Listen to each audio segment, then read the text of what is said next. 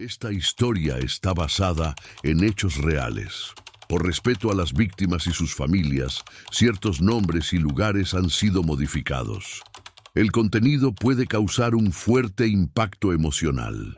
Tenía 9 años, pero nadie en el hospital sabía cuándo exactamente había nacido, tampoco cómo se llamaba. En el expediente del IMSS figuraba como paciente sin identificación, masculino, aproximadamente 4 años al ingreso. 5 años después, seguía en la misma cama de metal junto a la ventana opaca, en una sala olvidada del Hospital General de Oaxaca. No hablaba, no lloraba, no reía, solo parpadeaba. No tenía visitas, no usaba zapatos y nunca pedía nada. Había aprendido a existir en silencio, sin dejar huella. Nadie recordaba su llegada, solo que llegó herido, solo, y que no tenía papeles, ni un apellido, ni una historia. Los turnos pasaban, las enfermeras rotaban, los niños entraban y salían, pero él seguía ahí, como si el tiempo no lo tocara, como si no fuera del todo real, hasta que alguien lo nombró. Por primera vez en 5 años, alguien le dijo, Mateo, y esa palabra empezó a despertar algo que nadie había visto. Avanzamos al bloque 2. La primera vez que Mariana lo llamó Mateo fue casi sin pensarlo. Acababa de terminar su turno de 12 horas. Los pasillos del hospital olían a suero seco y cloro vencido, y el cuerpo le pesaba como si cargara todos los años que llevaba trabajando ahí. Se detuvo frente a la cama del niño, el mismo niño que llevaba más de la mitad de su vida en ese rincón. Tenía la mirada fija en la ventana, como si esperara algo que no llegaba nunca. Mariana le acomodó la sábana con esa costumbre maternal que no se pierde ni en la fatiga y murmuró, «Buenas noches, Mateo». Lo dijo bajito, como si probara cómo sonaba esa palabra en ese cuerpo olvidado. Él no reaccionó, pero ella sí. Sintió algo distinto, como si hubiera arrojado una piedra a un pozo profundo y por primera vez hubiera escuchado el eco de regreso. A partir de entonces, cada noche al terminar su turno, Mariana pasaba a despedirse del niño con el mismo susurro. «Hasta mañana, Mateo». Nadie lo notaba. En esa sala de pediatría de larga estancia, los días eran todos iguales. Tubos, pañales, alarmas de monitores. Mateo era solo un número de cama, el 7. No tenía familiar ni tutor legal. El DIF había dejado una nota años atrás. Caso sin resolución, en espera de identificación. Espera eterna. El niño no hablaba, pero tampoco dormía como los demás. Mantenía los ojos abiertos por largos ratos, a veces con los párpados apenas caídos, observando la nada. No reaccionaba al dolor, ni al tacto, ni a la música que a veces ponían para los otros niños. Solo se movía cuando necesitaba voltearse, y eso rara vez. Su cuerpo era pequeño, pero no frágil. Había desarrollado una rigidez peculiar, como si se hubiese convertido en una pieza del mobiliario hospitalario. Mariana lo miraba distinto. Con el tiempo, empezó a dejarle pequeños papelitos doblados junto a la almohada. Uno tenía un dibujo de un árbol, otro un sol, otro un nombre escrito con letra clara, Mateo. A veces, en silencio, los recogía después de varios días sin que fueran tocados. Pero un jueves, al final de abril, encontró uno de sus papelitos arrugado junto al pecho del niño. No había sido destruido, solo abrazado. A partir de ahí, Mariana empezó a narrarle pequeñas historias mientras le ajustaba el suero o le limpiaba las manos con una toallita tibia. Le hablaba como si de verdad fuera Mateo. ¿Sabes? Hoy vi a un perro callejero que parecía querer entrar al hospital. Quizá venía a verte. Hoy llovió en la tarde, pero no se sintió triste. Era una lluvia bonita. Me acordé de ti. El niño nunca respondía. Pero una tarde, Mariana notó que Mateo, sí, Mateo, Giró levemente la cabeza hacia ella cuando lo nombró. Fue un gesto mínimo, casi imperceptible, pero en un cuerpo que no había reaccionado en 5 años, fue un terremoto silencioso. A partir de entonces, Mariana pedía pasar un poco más de tiempo en la sala 3 antes de irse. Los otros enfermeros se burlaban suave. «¿Ya fuiste a ver a tu novio mudo?» Ella no respondía. Había aprendido a hacer su trabajo sin explicar su ternura, porque sabía lo que nadie más parecía notar.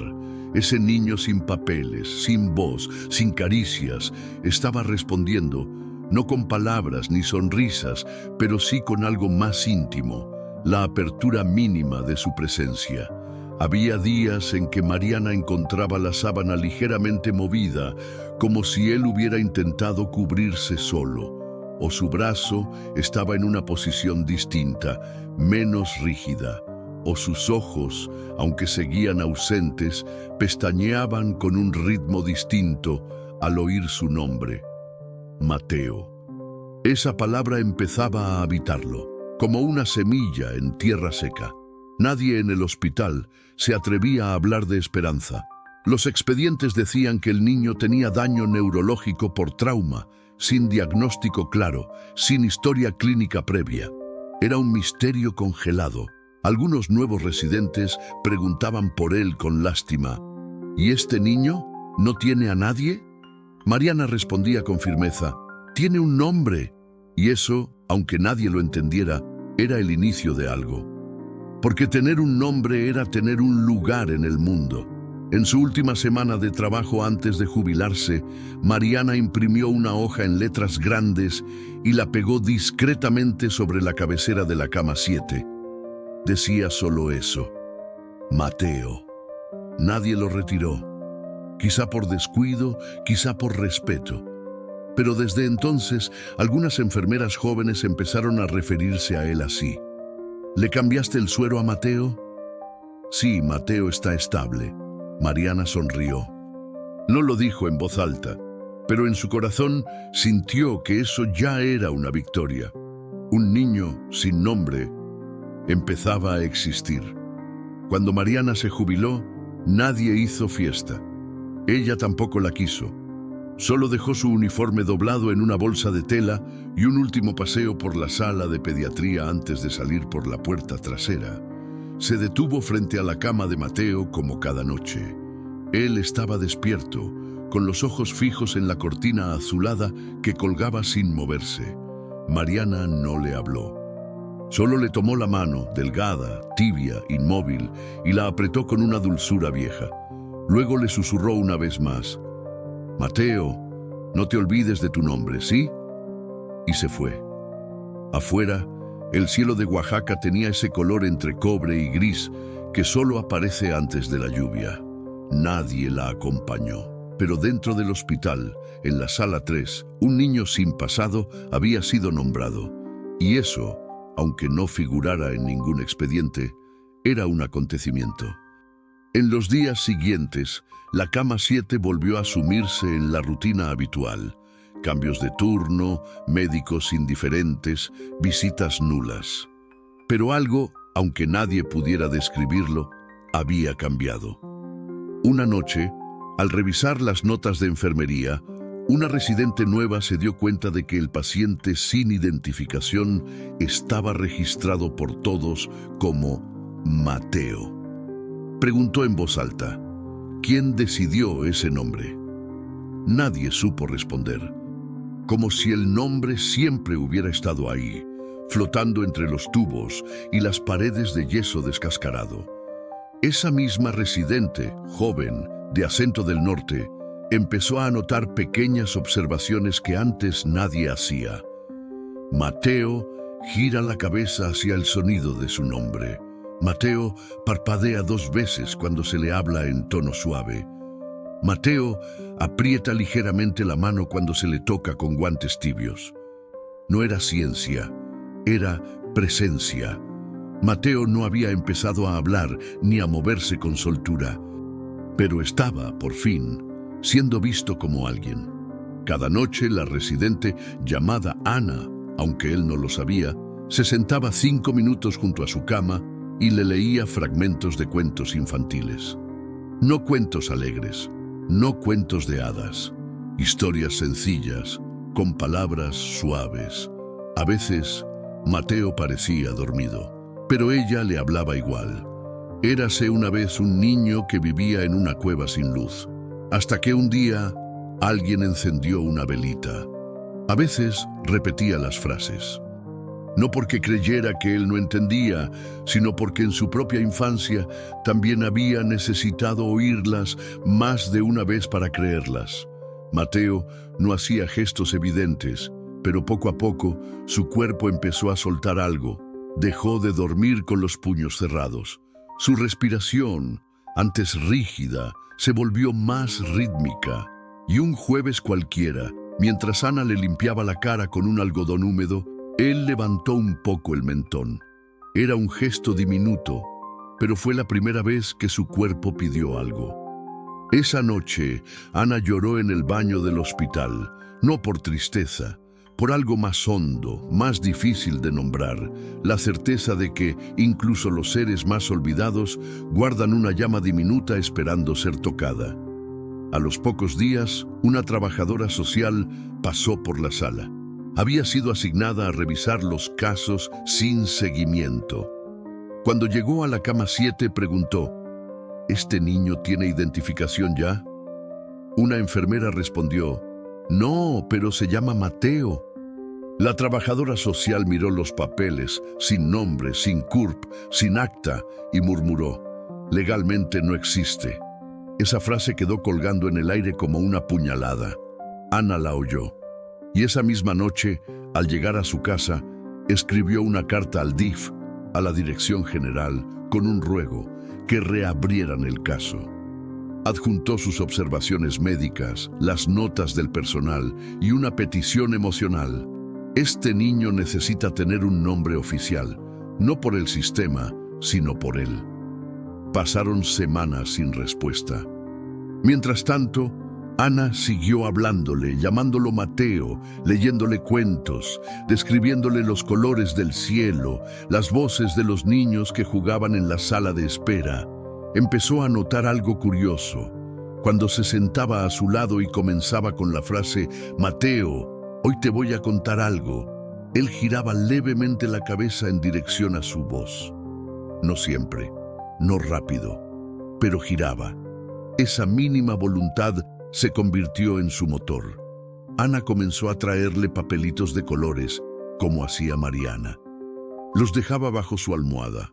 Uno tenía un dibujo de una estrella, otro de un pez, otro solo decía: Mateo, eres tú.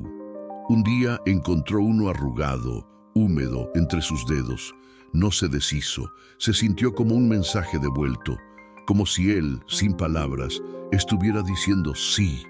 En el hospital nadie hablaba del niño sin nombre, todos hablaban de Mateo, aunque los registros dijeran otra cosa, aunque el sistema insistiera en su invisibilidad. En el cuerpo de ese niño, el nombre había echado raíces. No sabía escribirlo, no sabía decirlo, pero lo había acogido, como un abrigo nuevo, como una piel propia, y eso, aunque el mundo siguiera sin notarlo, era el inicio de su historia. Una mañana de junio, cuando el calor comenzaba a fermentar los pasillos del hospital y el aire acondicionado fallaba como siempre, Ana llegó a su turno con los ojos hinchados. Había dormido poco, pero traía consigo un sobre amarillo que no soltó ni un segundo. Al llegar a la sala, fue directo a la cama de Mateo. Él estaba despierto, o al menos con los ojos abiertos y el rostro vuelto hacia la ventana empañada.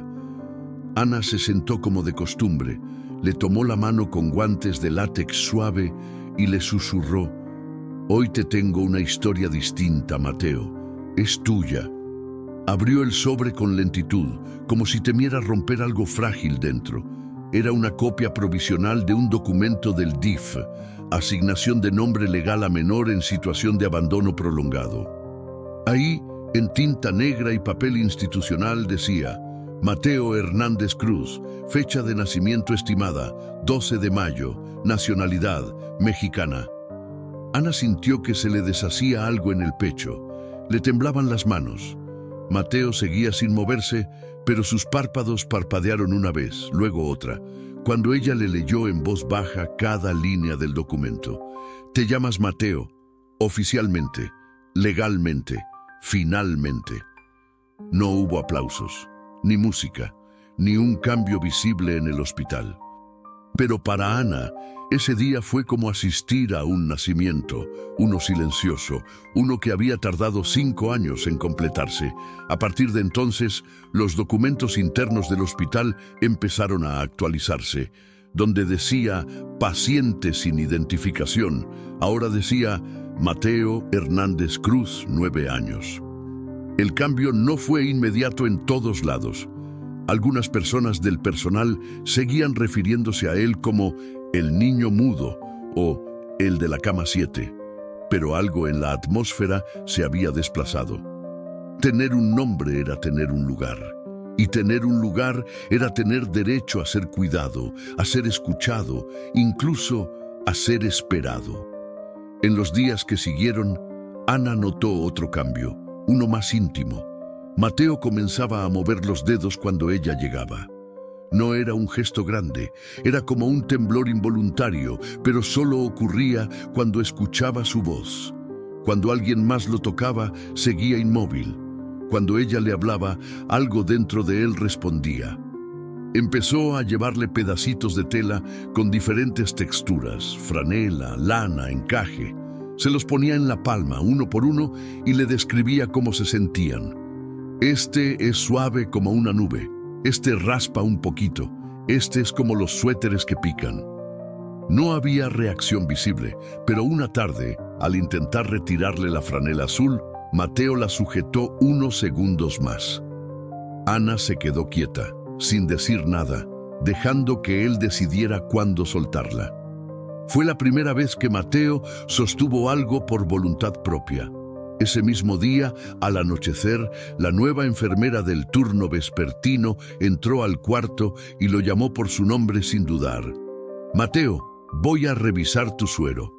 Él giró la cabeza lentamente hacia el sonido. No fue un reflejo, fue un gesto deliberado. Y en ese gesto se confirmó lo que Ana sospechaba. Mateo ya no era un cuerpo sin historia, era un niño, con nombre, con memoria, con respuesta. Los fines de semana, Ana seguía visitándolo aunque no tuviera turno. Llegaba con una libreta pequeña donde escribía frases simples y dibujaba escenas para él. Mateo bajo un árbol, Mateo en el mar, Mateo con un papalote rojo. A veces dejaba la libreta abierta sobre su pecho. A veces encontraba las páginas levemente arrugadas al volver, como si alguien, muy despacio, hubiera querido tocarlas. Un día, mientras le leía una de esas historias inventadas, notó algo inaudito. Mateo hizo un sonido, no una palabra, no una sílaba clara, pero un sonido gutural, breve, que salió de su garganta cuando ella pronunció la frase. Mateo vio una estrella fugaz y pidió un deseo. Ana se quedó en silencio. Él también. Se miraron sin moverse. El sonido no volvió ese día, pero había sucedido, y eso bastaba. En la sala, otros niños entraban y salían. Algunos sanaban, otros empeoraban. Mateo seguía ahí, pero su mundo ya no era el mismo. La cortina azul ya no era solo una frontera, era un telón detrás del cual alguien se estaba despertando. Ana empezó a gestionar terapias de estimulación sensorial con una fundación local. Los recursos eran escasos, los permisos lentos, pero logró que una terapeuta voluntaria comenzara a trabajar con él una vez por semana. Se llamaba Lidia, tenía voz dulce y manos pacientes. El primer mes no logró nada visible, pero al segundo, Mateo movió el pie derecho cuando ella le habló directamente al oído. No era una casualidad, era una señal. Lidia lloró en silencio al salir, como todos los que, sin saber cómo, se habían ido encariñando con ese niño sin pasado, porque había algo en él, algo indescifrable, algo profundo, que hacía que quienes se acercaran no pudieran olvidarlo. No porque gritara, no porque pidiera, sino porque su silencio era una forma de llamar. Y porque su nombre, finalmente dicho, había empezado a devolverle el derecho a ser. Mateo no sabía cuántos días habían pasado desde que alguien lo nombró por primera vez. No conocía la diferencia entre martes y domingo. En su mundo, el tiempo no era algo que se midiera, sino algo que pesaba. Pero ahora, desde que escuchaba su nombre con frecuencia, había comenzado a notar cosas nuevas. El olor distinto del suero por las mañanas, el zumbido leve del monitor al cambiar de ritmo, la sensación cálida cuando Ana le rozaba el antebrazo al hablarle. Antes, todo eso existía sin afectarlo. Ahora lo tocaba, y aunque su cuerpo seguía inmóvil la mayor parte del tiempo, su interior se había vuelto menos duro, menos lejano. En sus sueños, si es que eran sueños, aparecían voces que decían Mateo desde muy lejos, y él intentaba alcanzarlas. No siempre podía, pero ya no se quedaba quieto. Ana y Lidia lo sabían. No necesitaban pruebas clínicas. Lo veían en el modo en que sus ojos seguían el movimiento de las manos, en cómo sus dedos se contraían apenas al oír música, en el temblor leve de sus labios cuando alguien le decía «Buenos días, Mateo», con ternura. El hospital seguía siendo el mismo. Techos manchados, lámparas parpadeantes, enfermeros agotados, pacientes en espera. Pero en la cama 7 había una diferencia. Alguien estaba regresando. No del todo, no rápido, pero regresando. Un miércoles nublado, mientras Lidia le hacía ejercicios pasivos en los brazos, ocurrió algo inesperado. Le había preguntado, como de costumbre, «¿Te gusta más el azul o el rojo, Mateo?», y le había mostrado 2 pañuelos. Era una rutina que repetían siempre, sin esperar respuesta, pero ese día Mateo movió ligeramente el índice derecho. No apuntó, no señaló, solo movió el dedo hacia el pañuelo azul. Ambas se miraron. Ana, que estaba observando desde la puerta, contuvo la respiración. «Mateo, ¿es el azul?», preguntó despacio. El niño parpadeó. 2 veces. Ya no había dudas. Ese cuerpo silencioso, que durante años no había respondido a nada, estaba construyendo puentes. Pequeños, frágiles, pero puentes. Desde ese momento decidieron documentar cada avance con cuidado. Lidia llevaba un cuaderno con fechas, reacciones, movimientos. Ana creó una carpeta en el hospital bajo el título «Progreso no verbal, Mateo HC». Algunos médicos lo tomaron como curiosidad, otros como pérdida de tiempo, pero para ellas cada pestañeo consciente era un grito desde el fondo. En una de esas tardes lentas, mientras Ana le leía un cuento nuevo sobre un niño que plantaba semillas en macetas viejas, Mateo hizo otro sonido, esta vez más largo, como un suspiro con forma. Ana se inclinó sobre él. «¿Quieres que siga?», preguntó. Él cerró los ojos muy despacio y los abrió de nuevo. Era su forma de decir sí. A partir de entonces, Ana no faltó ni un solo día, aunque estuviera en descanso. Ya no era una obligación médica, era un compromiso emocional.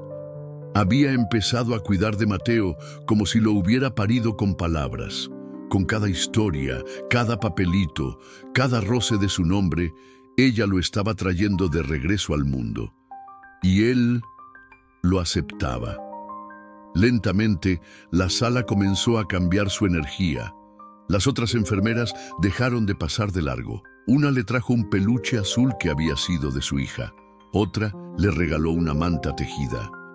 Una camillera puso una calcomanía en la cabecera, un dibujo torpe de una estrella con ojos y un letrero que decía Mateo Soñador. Incluso el jefe de pediatría, normalmente seco y distante, comenzó a preguntar por él en los informes de turno.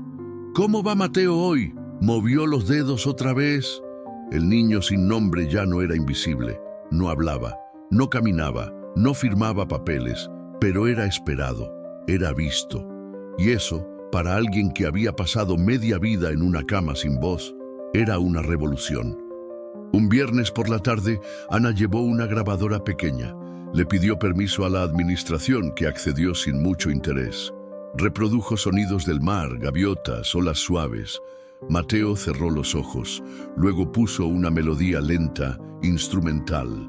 En un momento, el monitor cardíaco marcó un leve aumento de ritmo. No era peligroso, era emoción. Ella lo supo, lo sintió y lo anotó con lágrimas contenidas. Mateo responde a sonidos armónicos con cambios fisiológicos. Posible conexión emocional con el entorno. Después de tantos años de silencio clínico, ese niño empezaba a tener historia escrita.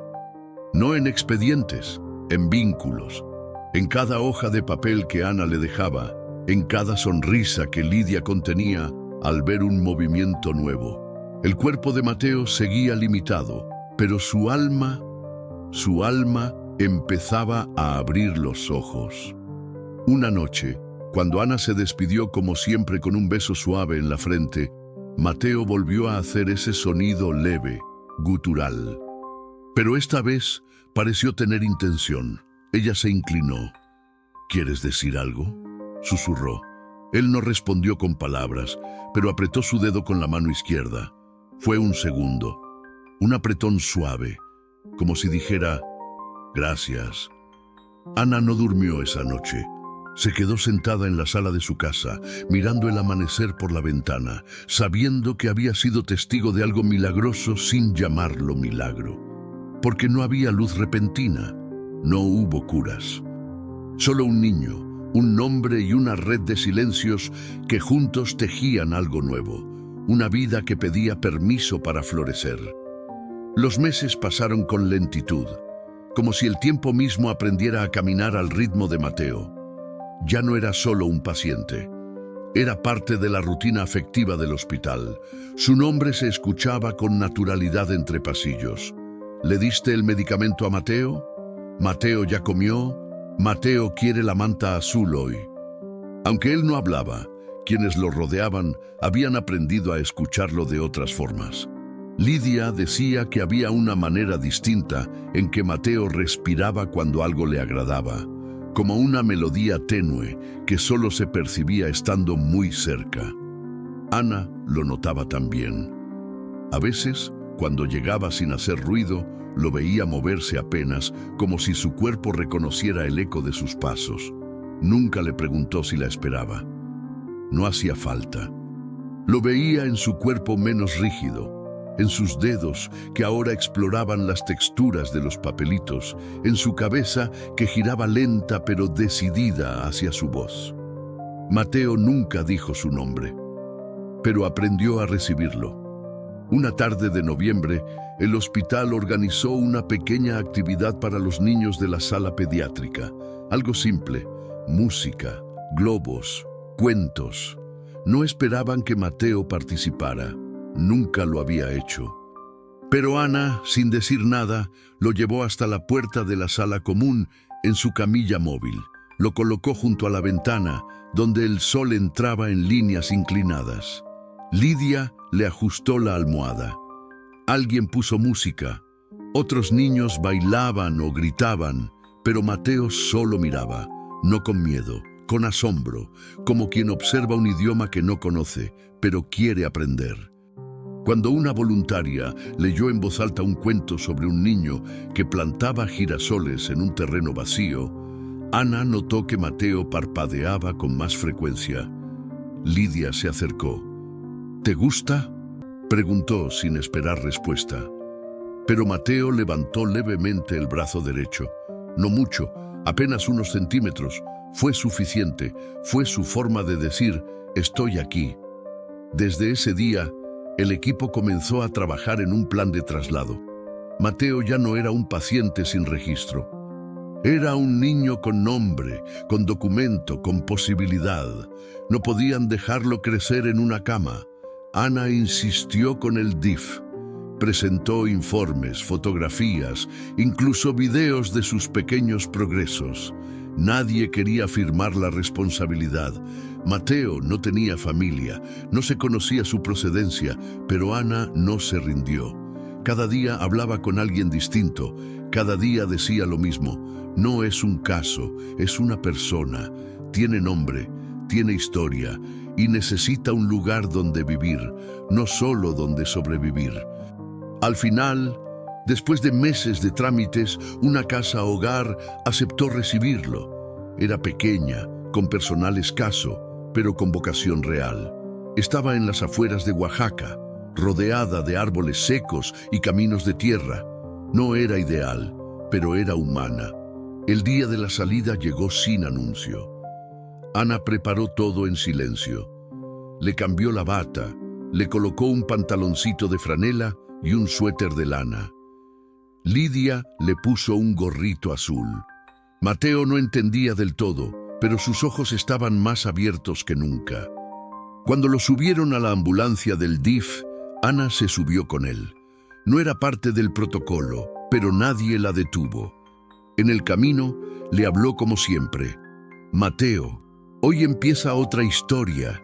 No sabemos cómo será, pero vas a tener un cuarto con ventana, y vas a oler árboles, y vas a escuchar pájaros en la mañana. No prometo que será fácil, pero prometo que no estás solo.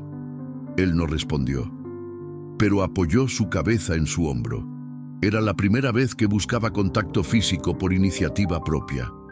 Ana no dijo nada, solo cerró los ojos y lo abrazó con la cabeza.